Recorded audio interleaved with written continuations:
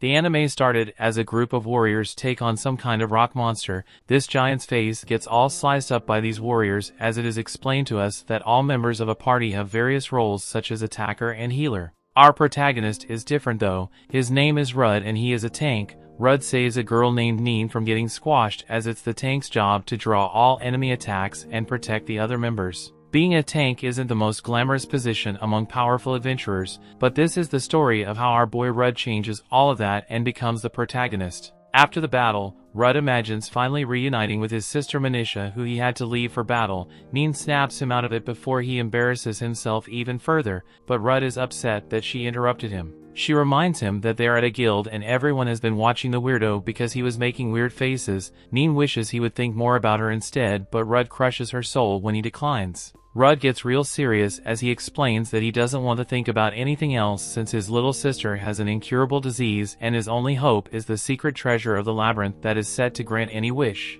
This hope isn't looking too good now though. As Rud thinks about how he failed everyone in the battle against the rock golem, Neen tells this absolute failure that he shouldn't feel bad at all since he did do his job. It just didn't make sense how fast his absorbed shield was depleting. Even though he didn't get hit, Rud reveals that it wasn't just that one instance. Recently, whenever they entered the labyrinth, his absorbed shield's been depleting for some mysterious reason. He has had to consume a bunch of potions, so he apologizes for making things difficult for Neen as their healer. She once again tells him to stop apologizing since he always does a good job protecting her. Neen then glazes him up a bit by pointing out that his absorbed shield has a value of 9,999, which makes it the highest value shield to ever exist. Just then spectators marvel as the one they call the hero arrives. He is the one who has beaten numerous labyrinths despite being so young, but this guy is clearly very arrogant. Everyone practically drools over this guy as he is the hero known as Kiglas. He apologizes to Rud for being late as then welcomes Lilia and Lily, who are standing way too close to each other. Kiglas introduces them to their new party members, but Neen is furious. She reminds Kiglas that only parties of up to 6 people are allowed to enter the labyrinth. The addition of the 2 new members would make their group 7. Kiglas has a real dark side, as he reveals that their party will be down to 6 very soon and kicks Rud out of the party. Of course Rud demands to hear a reason, so Kiglas' absolute jerk tells him that it's because he's a useless tank. A look back to the golem fight shows that Rud was shaking after blocking the monster's attack. Kiglas did typical hero thing to defeat their opponent, but he was upset that Rud instantly lost a significant portion of his shield. That was the final straw, as he determined that the party wouldn't be able to make any progress with Rud as their tank. Neen is still furious and points out that Rud was blocking the attacks, but for some mysterious reason his absorbed shield was still depleting. Kiglas thinks it's because of the 2 skills Rud has that have unknown effects. Neen tries to defend him, but Kiglas isn't interested in hearing excuses and reminds a little chick that they all could have lost their lives. The new members he found are better anyway. They're evasion tanks that have become very popular these days. Evasion tanks are able to fight while dodging enemy attacks, which is way better than Rud, who can only defend. Kiglas kicks him out for good, so Rud just accepts the decision. Kiglas is a serious jerk though and stops right from leading just yet. He explains that they didn't make any money from the golem battle, so he will have to take something from him. Kiglas really rubs the failure in as he tells Rud that he is just an incompetent tank that wastes absorbed shield. Kiglas then leaves with Rud's sword while he laughs like an evil maniac. The conjoined twins know better as they thank Rud and wish him luck. Rud apologizes to Neen since she was the one that invited him to join her party, but he just wasn't good enough. Neen wonders if this is really goodbye, but Rud tells her to come visit him in his hometown one day. He hopes that day will come soon and Neen tears up at the kind words. She puts up a tough exterior though and says that she won't miss him. Afterwards, Rud thinks about what to do next. As he can't go to his hometown yet, he wonders if Kiglas was right about Rud's own skills chipping away at his absorbed shield without him realizing. He wishes he could figure out what his mystery skills do, but adventures with the identify skill are extremely rare. His depressing train of thought is interrupted when he hears a group questioning if they can handle an escort job with just the 3 of them. Our eavesdropping protagonist over here is that they are headed to Kuras and his hometown is on the way. Rud approaches them and we see just how big her boy is as he towers over the normal-sized humans. Rud asks if he could join them and doesn't even need them to pay him, even though our boy is clearly a giant. These dweebs wonder what rank he is. Rud is actually only F rank, but it's because he has spent all his time in labyrinths. Rud hesitates to answer, but one of the little people recognizes him from the hero party. This height-deficient group stops being so skeptical and now beg Rudd to join them. The old guy they will be escorting his guide to hear that they have a new member, but he has all his money tied up in crypto, so he can't pay them more money. As they begin traveling, Rudd feels bad for not telling them his rank, almost like he tricked them. If you really think about it, he could just tell them now, but he decides to just protect the wagon as best he can. Their little journey begins, and we see that their group endures a little battle. They also enjoy a meal and even have some type of love story going on as two of the short stalks make out in the woods. One foggy night, the old man wonders if they should rest soon. Rudd doesn't care how tired Grandpa is and tells him that they're nearly at Kuras. He doesn't have a good feeling about something, so they will head straight there. Rudd determines that they will be fine as long as they watch out for ambushes, but he is shocked by something. He stops the wagon and tells the group to quiet down. Rudd goes alone to check if it's bandits, but when the fog clears, everyone is shocked to see that it's just the girl. Rudd doesn't sense anyone else nearby and determines that it isn't a trap, so he checks up on the girl. This girl is terrified for some reason, so Rudd tries to be nice to her. A gust wind reveals that this girl has a gemstone embedded in her chest, but before Rudd can say anything, a monster appears. It's a giant forest snake, so the little gem girl runs for cover and old Grandpa explains that the monster's poison is deadly. The others are apparently cowards as they instantly give up without even trying. They are certain that their lives will end as the snakes go to attack them, but our MC Rudd uses his provocability to attract its attention. The thing spits its poison out at our protagonist, but he blocks it with his oversized shield. Some of the snake's extremely dangerous poison burns right through Rudd's clothes, but he tells the others not to worry. He has a skill that protects him from all status effects. Rudd tells the others to attack while he distracts the creature, but our boy really picked the wrong group of people to join as they have no clue where to even start. The snake decides to just knock everyone back and Rudd slams into a tree. Rudd has a vision of his sister calling out to him though, and he wakes up. He refuses to let his life end here and gives an inspiring speech to his lackluster group. Rudd points out that he doesn't have a sword right now, so it's up to them to cut the snake down. They still seem pretty lost, so Rudd talks to them like they are brain dead and instructs them to grab their weapons and move their bodies. Rudd rushes the snake while commanding everyone to work together, and his teammates finally seem ready. Rudd declares that he is the strongest tank and proclaims that he will block all of the snake's attacks. While his team will have to do is believe in their own strength, and he guarantees they will win. Rudd has prepared the perfect moment for them to attack and instructs them to move in. The newly inspired group follows his orders and manages to kind of do something to the snake. The old man freaks out and points out the obvious. He states that the snake is preparing to land a final blow and they need to dodge it. The snake is going right for Rudd, but he determines that he cannot dodge the attack. It's more like he refuses to dodge though, as he knows that there is meaning in blocking the killing blow. Rudd then heroically blocks the snake, making the perfect opening for the others to follow up. They combine their power and even amaze themselves when they finally manage to defeat the giant snake. The group then acknowledges that they couldn't have done it themselves. Rudd is a pretty big guy himself, so he knows a thing or two about dealing with the giant snake, and he tells the others that what really mattered was that they work together. He instructs them to carve up the snake. While he goes to check on the mysterious gem girl, he finds that she was running from the snake, but she has nowhere to go. These two literally speak for like 10 seconds, but he offers to take her back to his hometown and she agrees.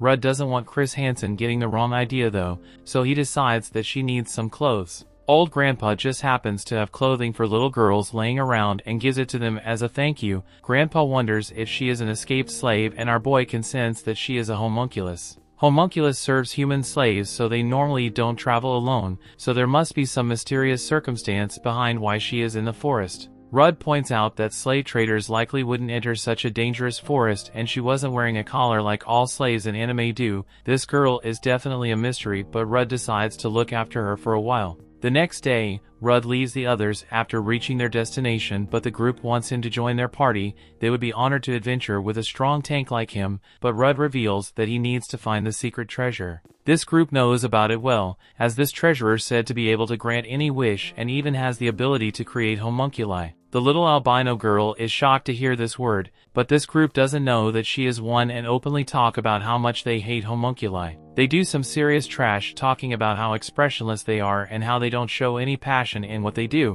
What's even scarier about the homunculi is that the only way to visually distinguish them from humans is the magic stone on their chest, or it is the only one that seems to notice that the girl is upset about what they are saying, so he quiets them down and leaves. The little girl shows some relief and they begin their own journey. Rudd introduces himself, but in typical anime fashion this girl reveals that she doesn't have a name. Some Lanafia petals are flying around everywhere, so Rudd decides to call her Luna. Rudd fears that he might have offended her somehow, but she actually loves the name. That night Luna spots some rabies-filled wolves and shocks Rudd when she springs into action to eliminate them all. This confirms what Rudd was already thinking. Luna must be an illegally created homunculus. This was made clear when she showed the will and emotions other homunculi lack. On top of that, she can even fight. Illegally created homunculi must be disposed of, but her frightened gaze reminds Rudd of his little sister. The little girl apologizes for ruining dinner, but Rudd says it's okay. More importantly, he wants to know why Luna didn't just destroy the forest snake since she is clearly strong enough. Luna explains that she is skilled in magic, but she doesn't have a single melee skill. This is surprising to Rudd, and he determines that she must just be able to imitate the effects of skills.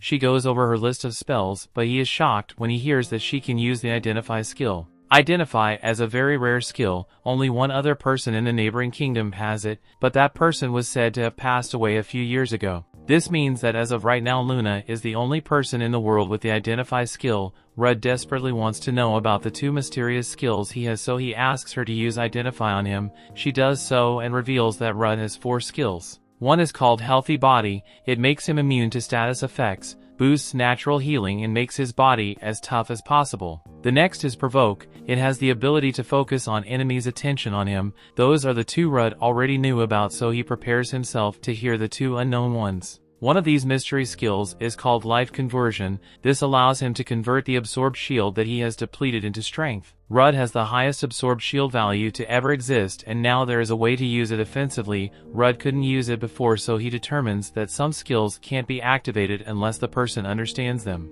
Rudd's final skill is called Shield of Sacrifice. This skill allows him to treat the absorbed shield of his allies as his own, while protecting his allies. Both his allies' toughness and his own increases. This means that while making them tougher, he can also take the damage of others. Things finally start to make sense as Rudd realizes that he was taking damage without realizing it, because he was using Shield of Sacrifice to protect his party members' absorbed shields. Rudd lets out a laugh as he has been worrying about his unknown skills for the longest time, but he never thought it would be resolved this easily. Rudd thanks his new little friend, and she is glad she could be helpful. As they arrive at his hometown, Rudd thinks about the irony. He was kicked out of his party for having skills with unknown effects, but he actually had the ultimate skills for protecting his allies. Knowing this, he can return to his hometown with his head held high and finally see his sister again.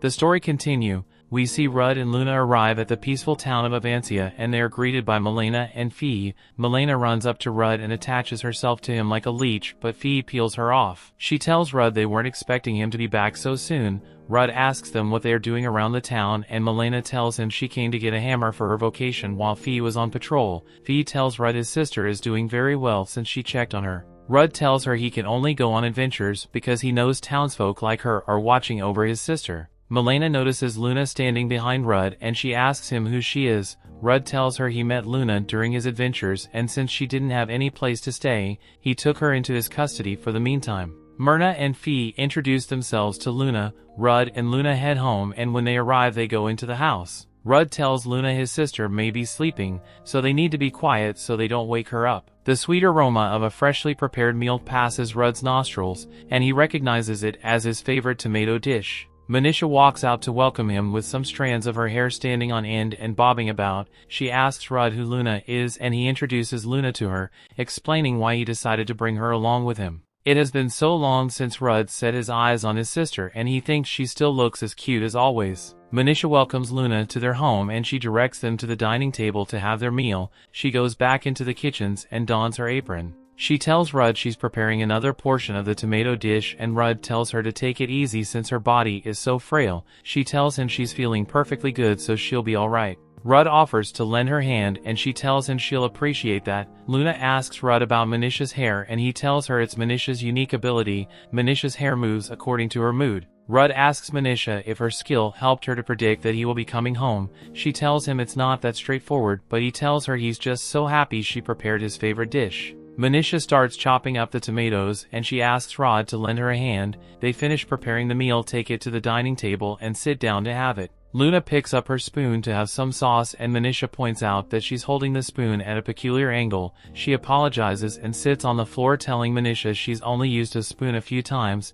She remembers when she tried to use a spoon while she was with a group of lost children in the forest and it didn't go so well. She apologizes to Manisha once again and she tells her she would do better. Manisha walks up to her and telling her there's no need to apologize. She takes hold of her hand and teaches her how to hold a spoon properly. She tells her she'll teach her how to use the spoon step by step and Luna thanks her. Rudd and Luna teach her other things like reading, cooking and cleaning, and she acquaints herself with everything after some time. One day, she prepares breakfast for Rudd and Manisha and they're pleased with how much she prepared all by herself. They take a spoonful of the meal and they're delighted by the taste. Rudd is impressed at how Luna was able to master the fundamentals of life in just a few days. He wonders if that's the unique learning ability of the homunculi. After having breakfast, Manisha tells Rudd to give Luna a tour of the town. Since that day had such lovely weather, Rudd tells Manisha he can use that opportunity to introduce Luna to the town folk and Luna dreads meeting new people. Manisha tells him she'll lend Luna some of her clothes and she gets up from the dining table to get the clothes.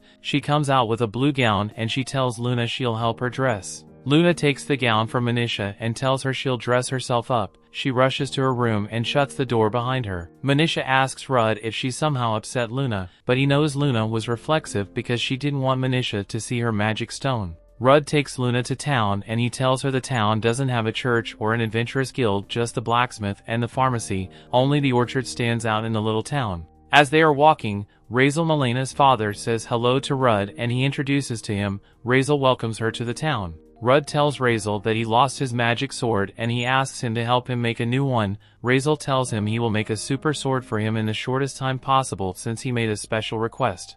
He tells him he'll solicit help from his daughter to make the process faster and Rudd tells him he'll come back for it. Razel tells him to show Luna the green magic garden before they leave. Rudd takes her to the garden where magic greens are growing. He tells her the vegetables are cultivated by magic, so their harvest isn't restricted by seasons, and they have a high nutritional value. Some kids walk up to Rudd praising him for getting a girlfriend. He tells them Luna is just his companion and not his girlfriend. They tease him, telling him he probably can't bag a girlfriend anyway because he has a sister complex. He asks them who taught them such a thing, and they rat out Fee. Suddenly, Granny Gigi calls out to the kids and orders them back to the garden. This makes Luna remember working as a slave in the past and the crack of a whip as it lands on the back of another slave, and this sound makes her dreadful. Rudd tells Granny Gigi she's still as healthy as always and she thanks him for the compliment. She walks up to Luna, who is still lost in memory, and asks Rudd if she's his girlfriend. He tells her she's not and he introduces her to the granny, who is the town's pharmacist. She made a lot of drugs for Manisha to get better.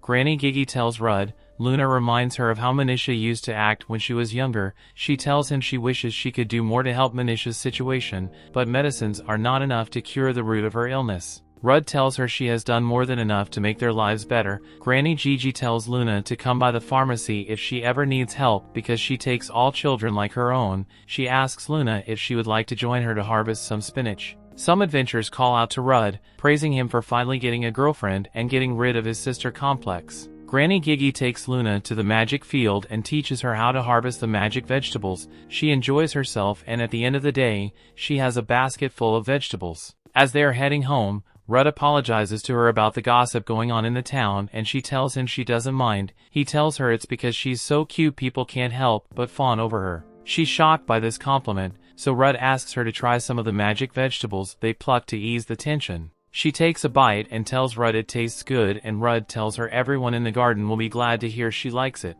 Rudd tells her he likes Avancia compared to other towns because it's a small and quiet place. He asks her what she thinks of the town and she tells him that people are kind to her and she's happy to be in a nice place. She tells him she would probably be very happy to remain there forever. Suddenly, she grabs Rudd's hand and places it on her chest. She asks him if he can feel anything and he tells her he can feel a magic stone. She draws back her robe to show him the stone and tells him she's not human, she's a combat-type homunculus developed by a neighboring country. She apologizes to Rudd for keeping the secret from him, but she tells him she was scared she would be destroyed if people find out she is a homunculus. She starts shedding tears and tells him she couldn't keep deceiving him after he helped her so much. Rudd tells her he's been keeping something from her too. He already figured out that she was a homunculus because he already saw the magic stone. She asks him why he's still helping her, and he tells her he and Manisha used to live in the slums before coming to Avancia. The look in her eyes when he rescued her reminded him of Manisha when they were still in the slums, so he couldn't just leave her alone like that. He tells her though they lived in the slums back then,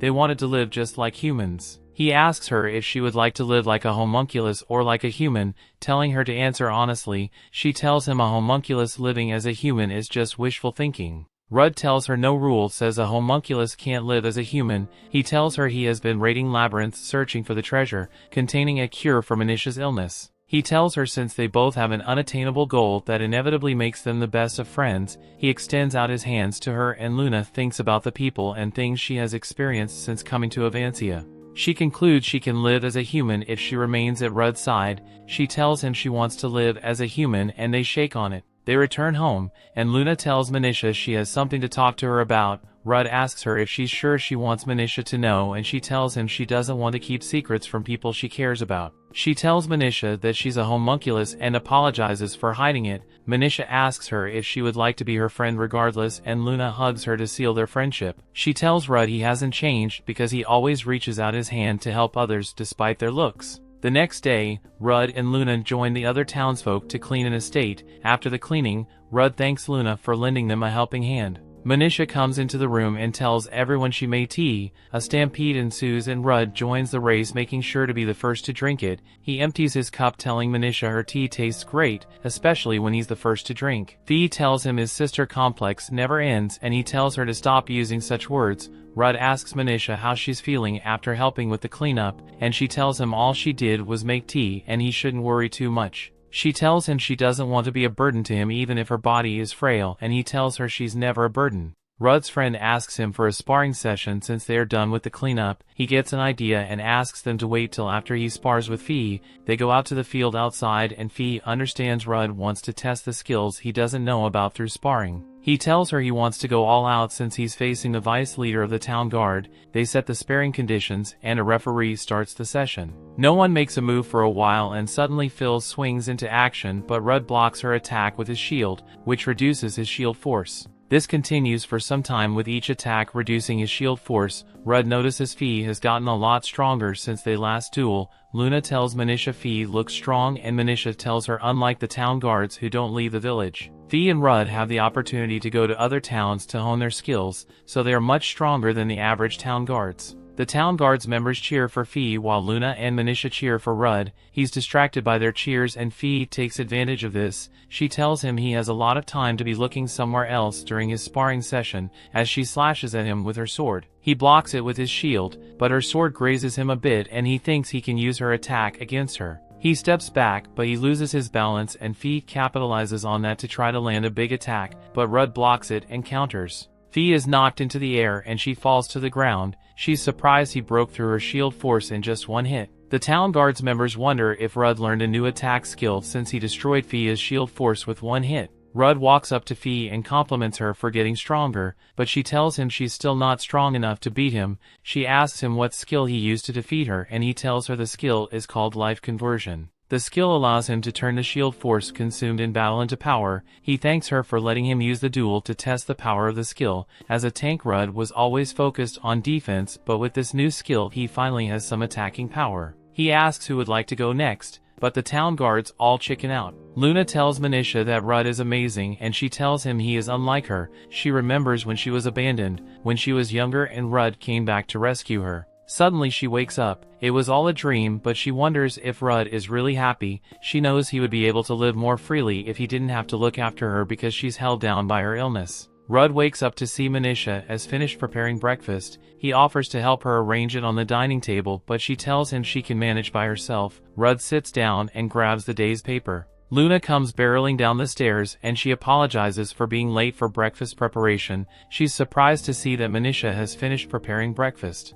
Manisha tells her it's because she's yet to get used to waking up early. Luna tells Rudd she feels bad for being so tardy and he tells her not to worry about it because the point of living together is to help each other. She feels like she's only on the receiving and doesn't give anything back. She tells Rudd he helped her to lead a regular luge and he taught her a lot as well. She asks him how he became so knowledgeable and he tells her about the apprentice system. The apprentice system is a master-to-apprentice relationship. It was a trend back in the day for nobles to guide children from the slums along the right path. This gave people like Rudd and Manisha the chance to study at the Knight Academy. This makes Manisha remember the time her classmates were talking about her holding Rudd back from chasing his dreams. Rudd calls her name, but she's lost in thought. He calls her a second time and she finally answers. He tells her he would be going to town and he asks her if she would need anything. She tells him she won't be needing anything and he goes to his room to dress up. In the past, they were still at the academy. Manisha was coming back from cleaning. She saw Rudd amongst his friends who were praising him for being the top student and everyone thought he would become a knight.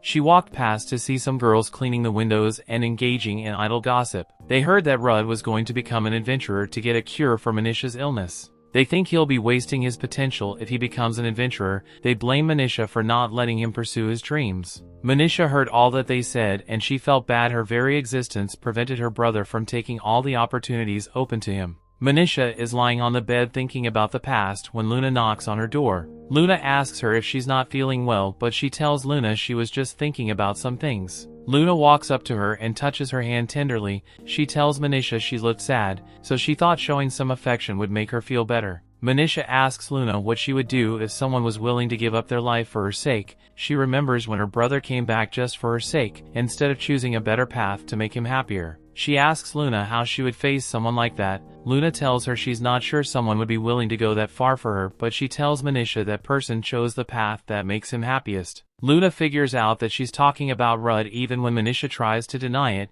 She tells her to try and be honest with him. She recounts how Rudd helped her despite knowing she was a homunculus, and she tells Luna he sees things from a different perspective than others. Manisha tells her that she doesn't know how to face him, so she tries to convince herself that she doesn't need him. She tries to keep as much distance as possible, even when she wants to treat him so gently. She is conflicted with her feelings, and Luna suggests she tell Rudd about her feelings. Manisha's skill activates, indicating that Rudd is back from his outing. She wonders how she'll tell him about her feelings. Luna gives her some expert advice, telling her to say exactly what she thinks. Rudd sets down the fruit basket he got from the city. Both Luna and Manisha come out to welcome him and he's about to show them the magic green he got from the field, but Manisha cuts him off. She tells him she has a question for him and he tells her to ask. She becomes tongue-tied with fear. She wonders if her brother will regret saving her, but Luna holds her hand, which gives her the courage to ask. She asks Rudd if he's happy with the life he's currently living. He tells her he's very happy with it. She asks him how he can be so certain when there are other paths he could have chosen which would have made him happier. She asks him why he came back for her after she was abandoned.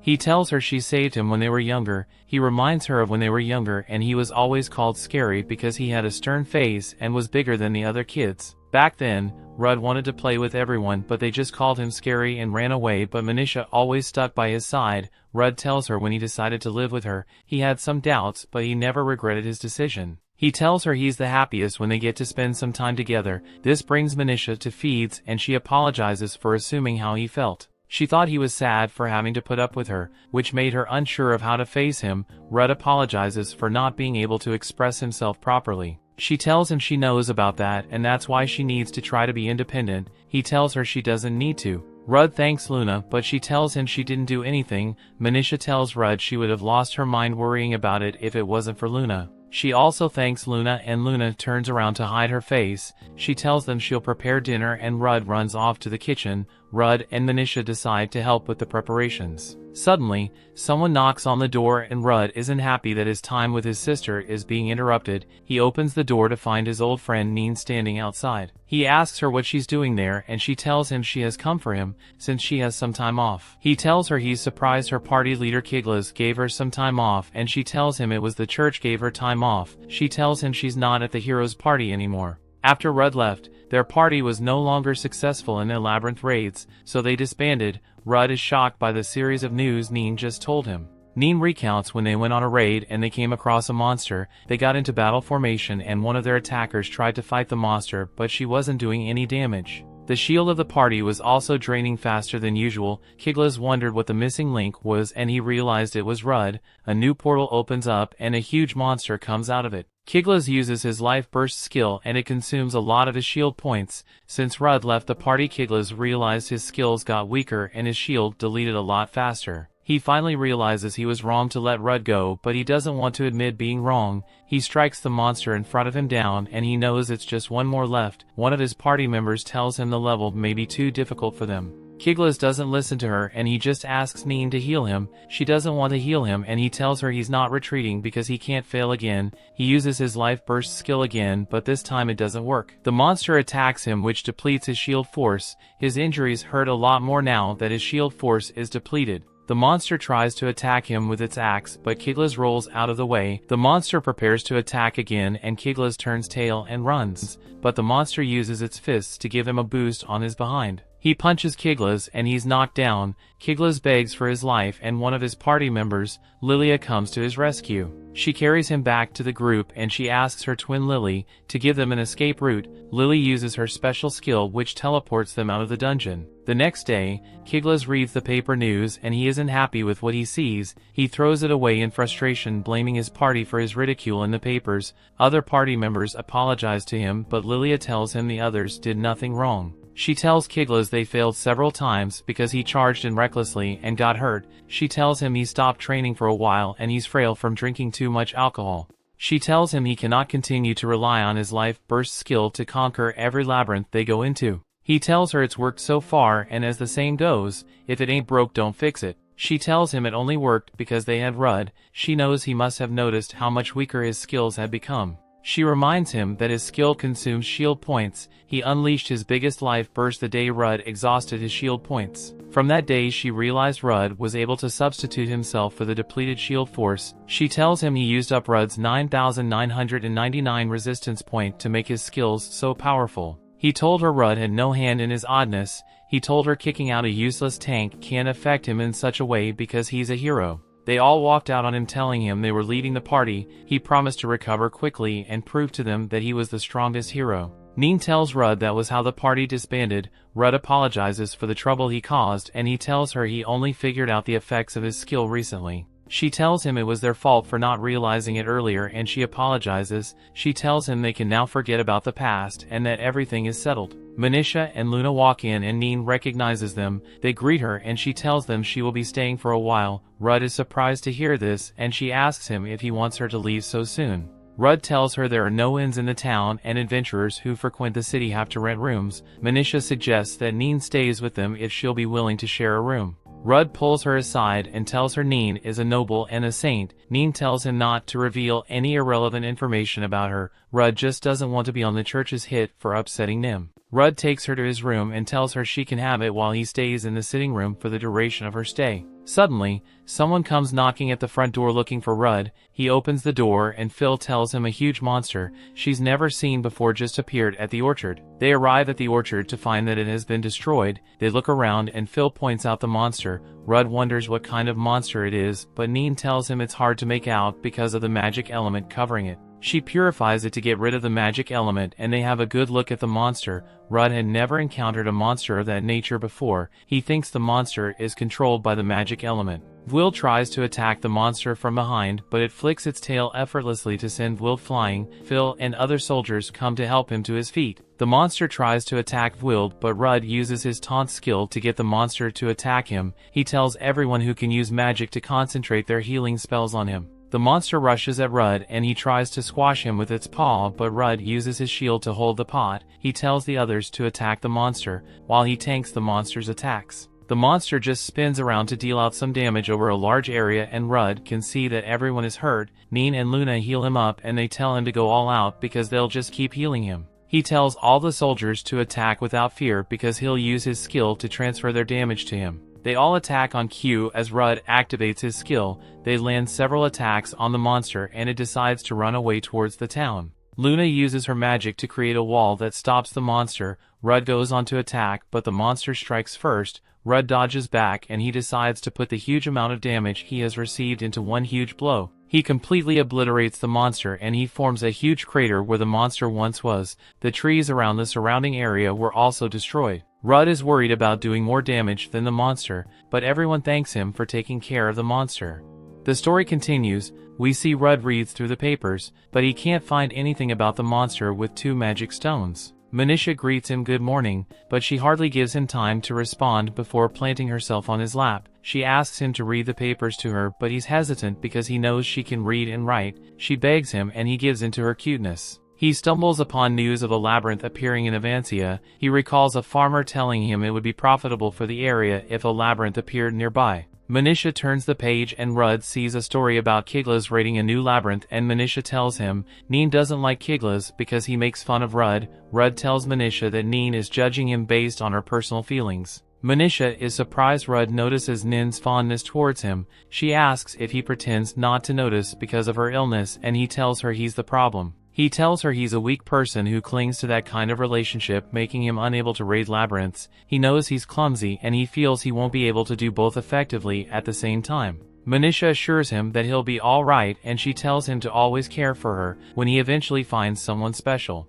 Meanwhile, Fee gathered a group of adventurers to take down a chameleon Kong spotted in that area. She orders the adventurers to investigate the reason for its appearance and subdue it if they come across it. She also tells them the chameleon Kong could have come from a labyrinth, and she tells anyone who finds the labyrinth entrance to inform others of it. Luna notices Rudd's new gear. It's made Milena and her father. His sword now has an enchanted skill which allows him to change the magic stone's mana and enchant the sword. Rudd can use magic of all elements, but he can't use them enough to be effective in a battle. He summons a fireball which he channels into the sword's magic stone and turns it into a fire-type sword. This means he can use the skill to target a monster's weakness. A young adventurer comes up to Rudd, telling him his sword is wasted on an F-rank adventurer. He tells Rudd to go home because he's too old to be an adventurer. Luna tells Rudd to say something back, but he tells her he would rather be underestimated than overestimated. She tells him she doesn't like seeing him mocked, and Neen tells him he's getting mocked because he hasn't updated his rank. She tells the adventurer Rudd is strong enough to be named a knight by her, but he turned down her offer when she asked him.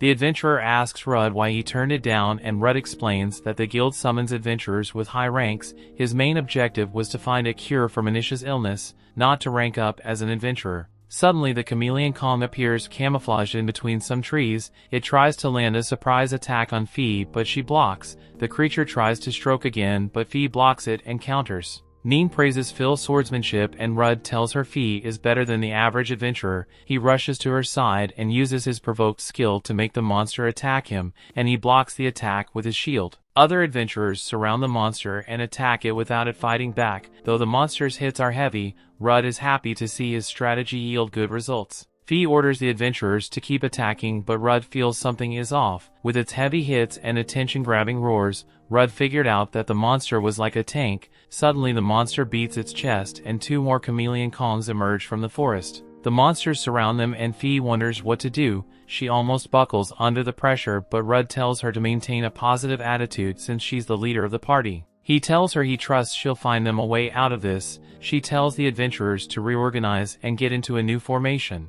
Rudd uses his provoking skill on all three monsters, and the young adventurer thinks he's taking on more than he can handle. One of the monsters attacks Rudd, but he blocks it with his shield. Luna uses that opportunity to launch a surprise attack on the monster. Rudd orders other adventurers to join in and finish it off. He leaves that monster to the others, and he faces another one. He remembers chameleon Kongs are vulnerable to fire, so he enchants his sword with flames. The monster reels back in fear, and he drives his sword through it to cause some damage, and he leaves Fee and her guards to finish it off. He now goes man to monkey against the last chameleon Kong. The creature throws a flurry of blows like a steroid-pumped lunatic, but Rudd blocks all its attacks. He gives Luna the cue to use her wind magic, and the creature tries to get away, but Neen immobilizes it with her water magic. Luna's magic hurts the creature, and Rudd lands the finishing blow with his fire-enchanted sword. Rudd looks around to check on the progress of others. The guards are rejoicing over defeating a chameleon Kong, but they know they wouldn't have been able to do it without Rudd's help. The young adventurer comes up to Rudd and tells him they finished off the other chameleon Kong. He commends Rudd for holding his own against the creature, and Rudd tells him tanks never back down from adversity. He apologizes for making fun of him, and Rudd tells him it's natural to be curious about the rank of others, since it determines their skills. Neen calls Rudd's attention to something in the forest. He looks to see the labyrinth entrance, and a smile crosses his face. Later in the day, the whole village throws a party. Fee toasts to the appearance of a labyrinth and the potential development of the town. Luna notices everyone having a good time, and Manisha tells her the appearance of the labyrinth could put an end to the town's population decline. Luna thinks that's great news, but Rudd doesn't seem convinced. A young guard approaches Manisha and asks her out for a drink. Rudd enters overly protective brother mode and he tells the boy he'll drink with him if he wants to have a drink with someone. Neen meets up with Luna and she asks Luna if she's enjoying the party. She tells Neen she's enjoying herself, but Rudd doesn't seem too happy. Neen tells her he's probably worried because not all labyrinths are good. Neen explains that a labyrinth comes with different problems.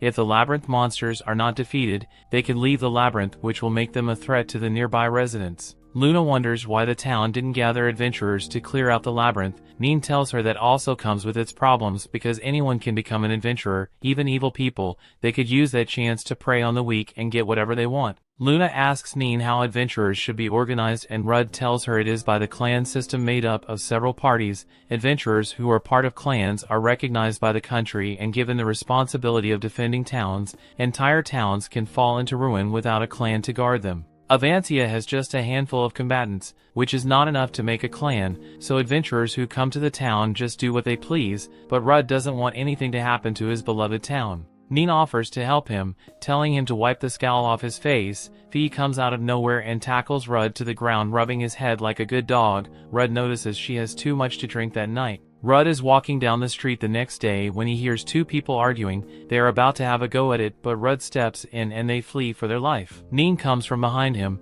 commending him for doing well on his patrol. They take a walk through the town and she tells him she didn't expect so many adventurers to come after a week of discovering the labyrinth, and Rudd agrees. The villagers thank Rudd for the work he did for them and Neen tells him she heard he has been fulfilling a lot of requests. He tells her that just trying to control the adventurers won't work. He hears there's a fight going on among the villagers and he sighs in exasperation. The fight is between two A-ranks adventurers called Boo and Gary from different parties. A fight between both of them wouldn't have a good result, as they are about to begin tearing themselves limb from limb. Rudd tells them to stop fighting because they are scaring the townsfolk. Boo tells him they're defending their clan's dignity and they tell him to stay out of their business. Boo also tells him that if he wants them to stop he should settle their debate. He asks Rudd which of their clans should be allowed into the town. Rudd tells them both their clans are not needed if they'll come to the town to cause trouble and he asks them to leave if that's the case. One of Boo's men tries to attack Rudd for disrespecting his master, but Rudd stops him. Neen tells Rudd to stop wasting his time trying to break up the adventurers' nonsense. She tells them she won't go easy on them as she summons several huge magic circles, which scares members of both clans. Rudd tells them the town has its own rules and he'll take them on if they're looking for a fight. They quickly apologize for being wrong and ask Rudd to join their respective clans while arguing with each other. Rudd tells them to stop arguing because he would be joining neither. Rudd is glad to know that clan adventurers are different from individual adventurers because they know when to back down, but Rudd knows he has to stay in town for a while to maintain its peace. Neen tells him she was shocked when they offered to let him join their clan and he tells her he was shocked as well. Rudd once dreamt of joining a clan that operated like a family of adventurers. One of the patrol guards walks up to Rudd and asks him about the clan dispute. Rudd tells him it has been settled and the guard tells Rudd to head to their headquarters because Wild is waiting for him. Rudd is surprised by this news. Wild tells Rudd that the Lord contacted him regarding the situation of Avancia. He tells Rudd the Lord gave him two options. The first option was to get Rudd to create his clan and become the leader. Rudd tells Wild it's so sudden and Wild tells him it's reasonable because everyone has been singing his praises for a while. He tells Wild he can't take on a position like that because he just wants to cure Manisha illness. Wild tells him the townsfolk would rather have him as the leader than have an outsider brought in to become the leader. Wild tells him the second option is to destroy the labyrinth in Avancia. Rudd tells him that would stop the town's development and Wild tells him there are too many labyrinths in the country to be managed by adventurers. He tells him that improperly managed labyrinths cannot be left open. He tells him if he can't form a clan he should join the party currently exploring it and destroy the labyrinth. He asks Rudd to choose between becoming a clan leader and managing the labyrinth or destroying the labyrinth. Rudd just sits there dumbfounded. Later, Rudd is walking down the now busy street and he remembers Will telling him he doesn't have to make his choice right away but he needs to decide as soon as possible. Rudd sees two men in a scuffle with one accusing the other of being a thief, but the other guy claims to have made an honest mistake. Rudd tries to break them up but they tell him off because he's just a mere adventurer. Rudd wonders if the only way to get things under control is to become a clan leader. Meanwhile, Luna calls out to him and she tells him to return to the house because something has happened to Manisha. He returns home and rushes to her room. He asks Grandma Gigi if she's alright and she tells him she's just under the weather. Manisha apologizes for worrying him and she asks him about the town, but he tells her not to worry about it. Rudd knows if he becomes a clan leader, he won't be able to leave Avancia and visit any labyrinth he wants. He wonders if he'll be able to find the wish-granting secret treasure, but he knows if he stays in the town, Manisha would never be cured. He asks Neen and Luna to help him destroy the labyrinth. Neen warns him that his action would deprive the town of development, and he tells her if he has to choose between the town and Manisha, he chooses Manisha. Luna asks him if he has to stay in the town if he becomes a clan leader, and he tells her he has to till things settle down. Luna suggests he chooses someone to represent him and lead the clan in his place, but Rudd doesn't want to force the position on anyone. Luna tells him she would gladly protect the town in his place if he wants. She tells him she wants to give back to a town that has been so kind to her. Neen offers to help Luna. She tells Rudd she'll quit being a Satin and join his clan to help. Rudd is overwhelmed by their offer to help, and Neen tells him it's only natural they help him after he's helped them so much. Neen also tells him to do what he has to do and stop holding back. Manisha comes out with the help of Grandma Gigi. Rudd tells her she should be in bed, but she tells him he doesn't have to protect her anymore. She tells him she's alright, and she asks him to protect the town if there's a way he can do it. Rudd can see she's not completely fine, and he tells them he will protect both Manisha and the town. He asks Luna and Neen for their help, and they promise to help him achieve that. The story continues. We see Rudd walks through the street with Luna and Neen towards Avancia's labyrinth. He remembers when he pledged to both protect the town and find a cure for Manisha. He wanted to get some members to form a clan, but he was summoned by some adventurers exploring the labyrinth. Rudd didn't expect to find his old party exploring the town's labyrinth. They arrive at their tent and meet some of their old squad members waiting outside. Lilia and Lily, the twins, introduce themselves to Luna. Sugar opens up the tent so they can start the meeting, but Rudd sees Kiglas sitting almost fully covered in bandages. Kiglas greets Rudd, but Neen angrily tells him he has no right to ask Rudd for a meeting after all he did to him. Rudd tells her not to worry because it's all in the past. He asks Kiglas to explain why he called the meeting. Kiglas tells him they encountered Ascension Guardian the previous day, and Rudd is surprised to hear this. Adventurers have never been able to converse with the Guardians of Labyrinth they've encountered, even the humanoid ones. Kiglas tells him the encounter is what put him in his current predicament. He tells Rudd he should explore the labyrinth and finish his mission, since he's not restricted to a chair. Lilia explains that Kiglas is trying to apologize to him by having Rudd finish his mission, though he doesn't want to admit it. Kiglas tells Rudd that he can get the secret treasure of the labyrinth to cure his sister that way. Rudd is surprised he still remembered that, and Kiglas says he now understands that Rudd was the one enabling him to fight when they were a party. Rudd tells Kiglas he's going to borrow his party members for the mission, and he begins to leave. Kiglas apologizes for the way he treated him in the past, and he tells him to be careful in the labyrinth. Neen still can't believe Kiglas apologized for his actions, but she's glad they have a full party for the mission. They arrive at the labyrinth entrance, and Rudd announces they will start raiding. They walk inside and step into a teleportation circle to the first floor. They are teleported to a huge clearing, and Luna can't believe such a big place could fit inside the little entrance of the labyrinth. She's also surprised to see the sun, but Rudd tells her that the sun doesn't move, so she shouldn't lose her concept of time. Rudd tells her the space inside a labyrinth is warped and impossible things happen easily. The magic circle disappears and Luna gets worried. She asks Rudd how they'll get out, and he tells her they'll have to find a different magic circle to take them out. Neen tells Luna she doesn't have to worry about that, because Lily has a special skill called Dungeon Walk. This ability allows them to travel easily between the floors they've already visited. Usually only 6 people can benefit from the effects of a skill, so only 6 people can be moved through floors by Lily. Rudd tells Luna there's another spell similar to Dungeon Walk. He tells Neen to show it to Luna, and she stretches out her hand to bring up a magic circle. Neen explains to Luna that her spell is an emergency escape spell. Luna decides to try to cast it, and she casts it easily. Everyone is surprised she was able to learn and cast the spell in such a short time. Rudd knows that she was able to learn the spell so quickly because of her combat homunculus ability. Lily suddenly hears the pounding of feet, and she tells everyone 3 chameleon calms are heading towards them. Rudd gets into battle mode. He directs Sugar and Lilia to hold their front, while Lily and Neen support and heal from the rear. He tells Luna to position herself in the best spot to overlook and protect everyone. He tells them he would be their shield and take most of the damage. The monsters leap into the air to attack, and Rudd uses his provoking skill on one of the monsters. The second monster rushes at Sugar and attacks him, but Sugar blocks its attacks. The third Kong goes for Lilia, Neen, and Luna, but Lily casts ice platforms over it that she uses to get into the air and land an aerial attack, seriously injuring the Kong. She attacks again, and this time she takes off the monster's left arm. Rudd encourages the group to keep up the attack, and he assures them they'll win if they do. Meanwhile, a stranger is watching them through a crystal ball, and he's intrigued by their skills.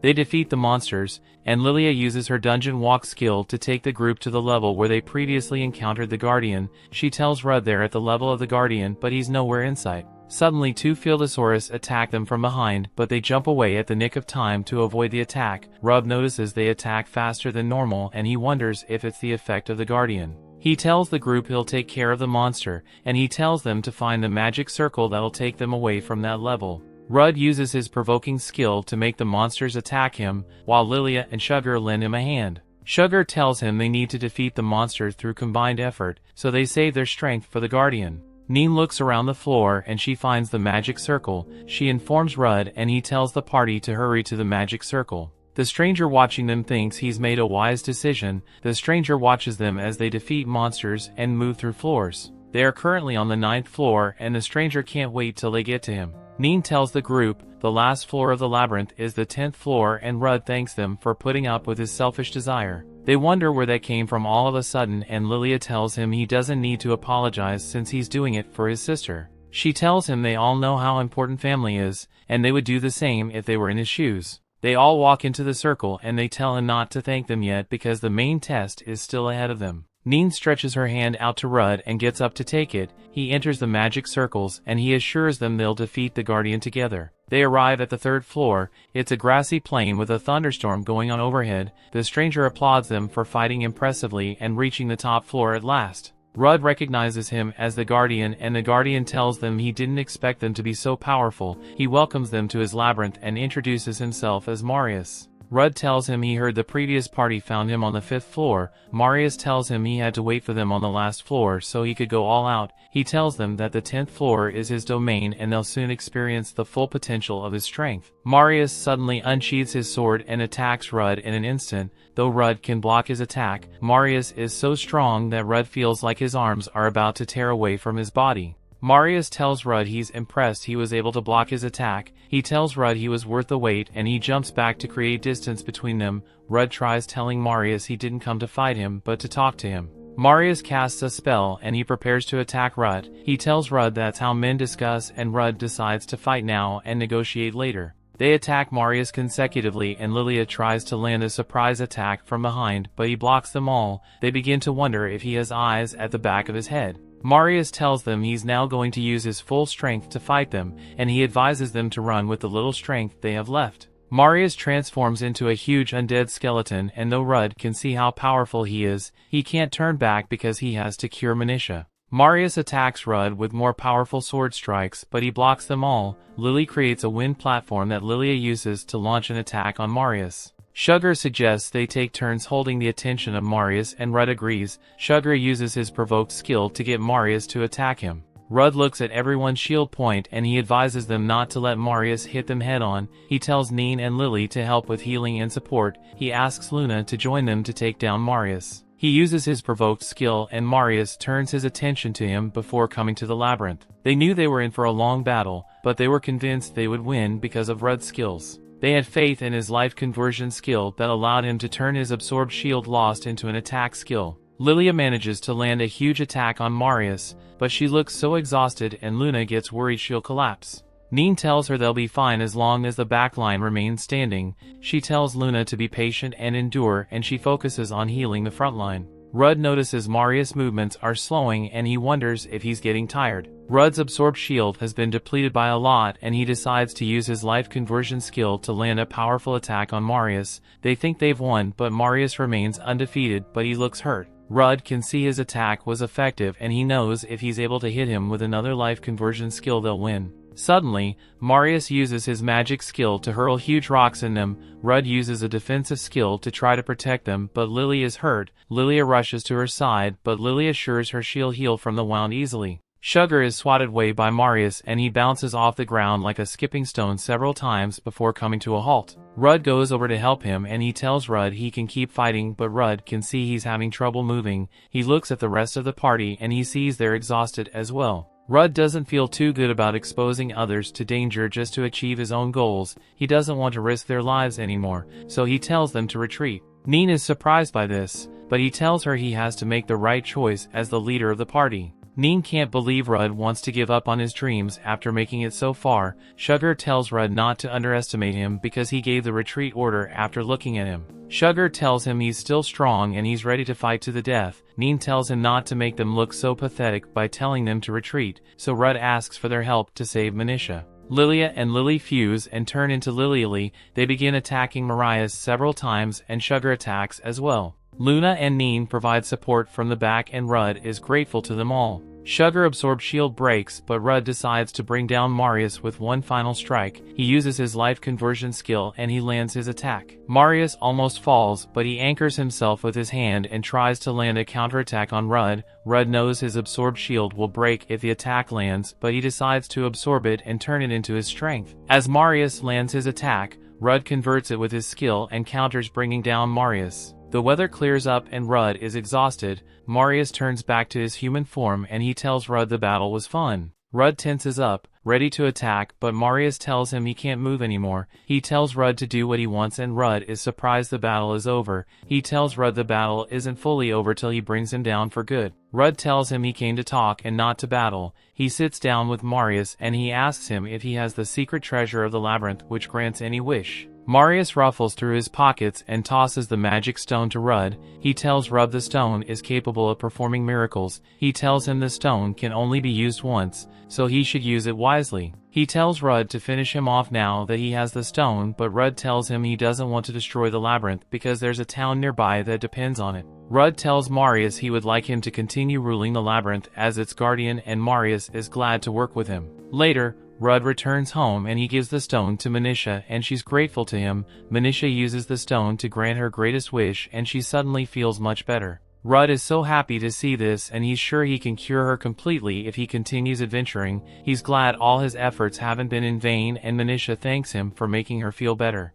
The story continues. We see the hunters are hyped to take down the Fieldosaurus around the area. Rudd looks at how lively the town has become after the labyrinth appeared nearby. The thought of the number of scuffles he'll have to break him makes him weary. Boo and Gary walk up to him and Boo notices that his new clan leader position is telling on him. Gary suggests he gets an assistant to take some weight off his shoulders and Rudd tells them he has a request for them both in line with that. They are confused by this. Rudd returns to the clan house and Neen can see that he's tired. She wonders if he broke up another scuffle between adventurers. She's having some Fieldosaurus meat and she now understands why the adventurers always go for their materials. She tells Rudd they'll need to recruit more people to help manage the clan and Rudd agrees with her. He put Manisha in charge of office work, but he doesn't want to push her too hard. He asked Lilia, but she told him she didn't know enough to teach someone else how to become an adventurer. She suggested to Rudd to partner with other clans and try to ally. She told him it had to be an equal alliance, else it would defeat the purpose of establishing a clan in the town.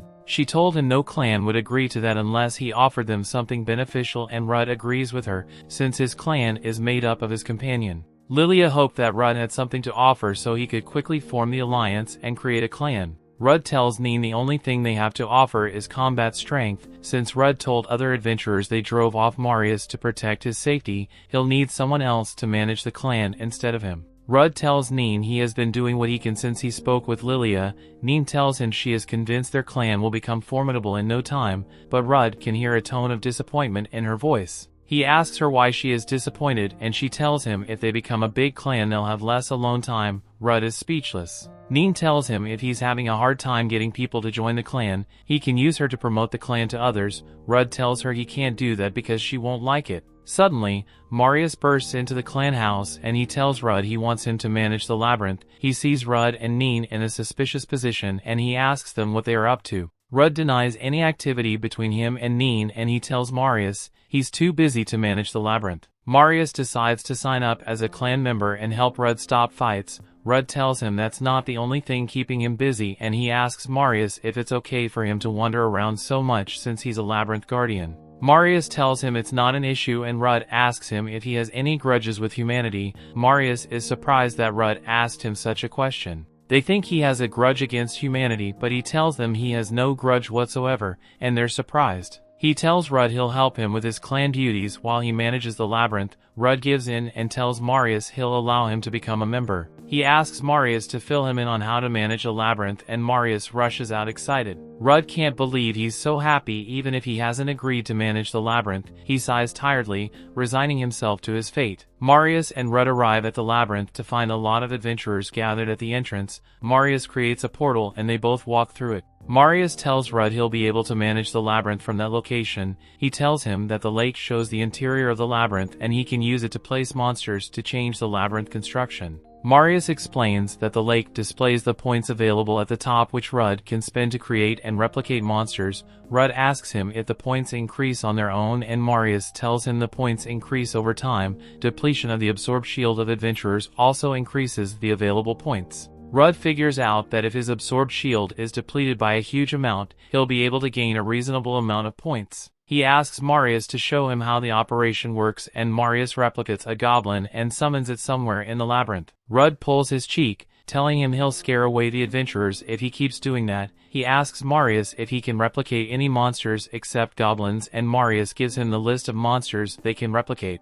He tells Rudd that monsters can only be replicated from an original that has been created. He tells him the monsters could take a liking to him and help him in his time of need if he builds a bond with them. Rudd is surprised that monsters can take a liking to humans. Marius is about to create a monster that costs 1,000,000 points, but Rudd tells him the cost is too much. Marius tells him that's where grimoires come in. Grimoires allows them to create monsters at random like a gacha game. He tells Rudd to give it a try, and Rudd randomly creates a slime. The slime immediately takes a liking to Rudd and Marius tells him they can now replicate the slime. Rudd figures out that with time, they'll be able to create S-rank monsters. He knows that most of the adventurers come to the labyrinth to hunt the Field of Hours and get their materials, but once the adventurers had obtained enough of its materials, labyrinth activity would die down. The ability to create random monsters will allow them to generate monsters to keep the adventurers busy within the labyrinth. Rudd is happy because that will also help him manage his clan. The slime suddenly gives Rudd's head slam which sends him flying.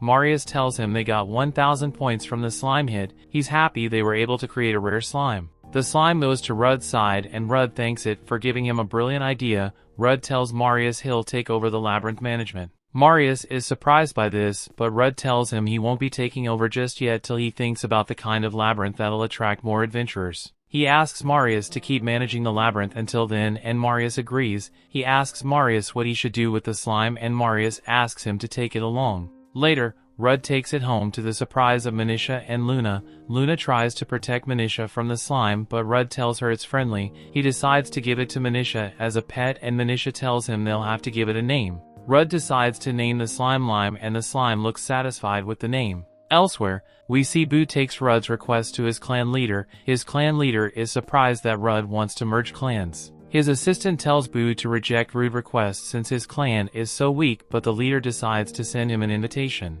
Gary also takes Rudd's request to his clan leader and she sends him an invitation. Several days later, Rudd and his companions go to the town of Kield accompanied by Lilia and Lily. The town was bigger than they expected. Lily is looking forward to attending the town ball, but Lily dreads the thought of it. Marius notices some flags and Rudd tells him it's the clan flags for the Black Dragon Fang and the White Tiger Claw. He remembers when both clans sent him an invitation to a ball they were hosting in the town of Kield. He gathered everyone to tell them the news and they were happy for him. Neen figured out that it wasn't a mere invitation and she asked Rudd what the catch was. Rudd told her they rejected his proposal to ally and they would only consider it if they served under them. He told them they also demanded Neen in exchange for their cooperation because she's a famous saint. Rudd tried reaching out to other clans to ally but those also wanted to use Neen as leverage. Neen couldn't believe she was so popular and she asked Rudd if he'd be willing to trade her. Rudd told her he'd only let her go if she wanted to go but he won't let her go otherwise. She told him she doesn't plan to be part of any clan except his and he promises to reject that condition if it's ever brought up.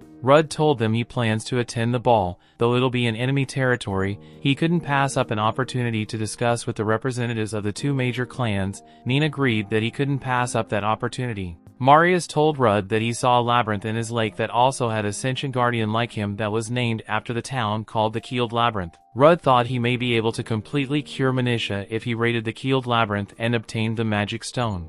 Neen told him that she heard that even the two major clans hadn't been able to clear the labyrinth. Rudd told her they've all grown individually and they form a good party. Neen figured out that they'd be raiding the labyrinth and asking the major clans for help. Rudd knew that the journey wouldn't be easy, but he was willing to put everything on the line to ally and lay his hands on the treasure of the labyrinth. Later that day, they get dressed for the ball and they proceed to the venue. They arrive at the Black Dragon building, and they can't believe the place is owned by a clan. Lilia tells them the White Tiger Claw also owns a similar building. The doors open up and the guests pour into the room. They soon start to notice Neen and they think she's there to ally with the clan. Rudd can't believe they're talking like she's their clan representative, and Neen tells him to show them his medal as their leader. Rudd wasn't comfortable at the ball, but Marius was having the time of his life. Rudd decides they need to get something to eat and they go over to a table. Suddenly the lights go off and the stage lights come on. Ike and Cynthia, the sub-leaders of both clans, begin addressing the crowd. Rudd is disappointed the leaders of the clans aren't the ones addressing them.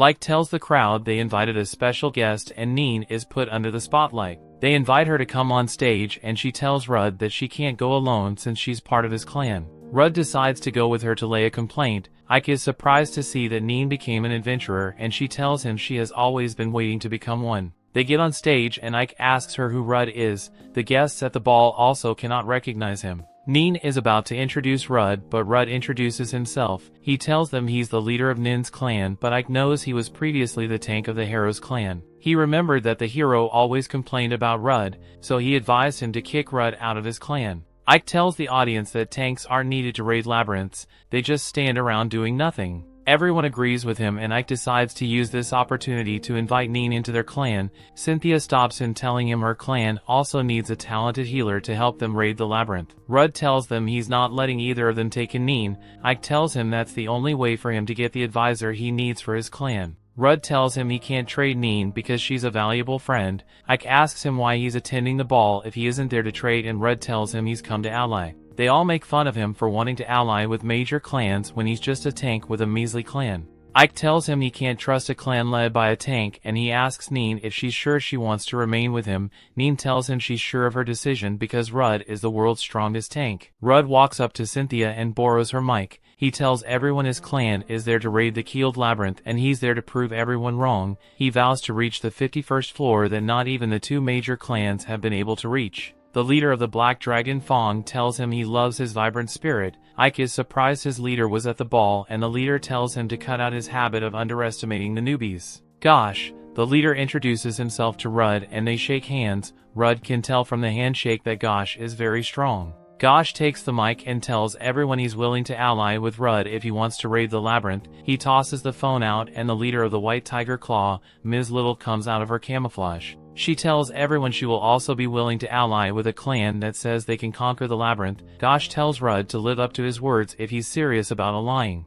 Later, they return to their lodge after the ball and Marius wonders why no one acknowledges Rudd's strength. Rudd tells him you can't tell how strong someone is just by their looks, but Marius tells him powerful people recognize other powerful people. Marius promises Rudd they'll conquer the labyrinth and shame the people who ridiculed him. Marius goes to take his bath and Rudd tells him to be careful. Luna and Neen meet up with Rudd to tell him goodnight, and Rudd vows to conquer the labyrinth for the sake of his friends. That brings the episode to an end. Thanks for watching. Want next part? Subscribe the channel and turn on notification bell.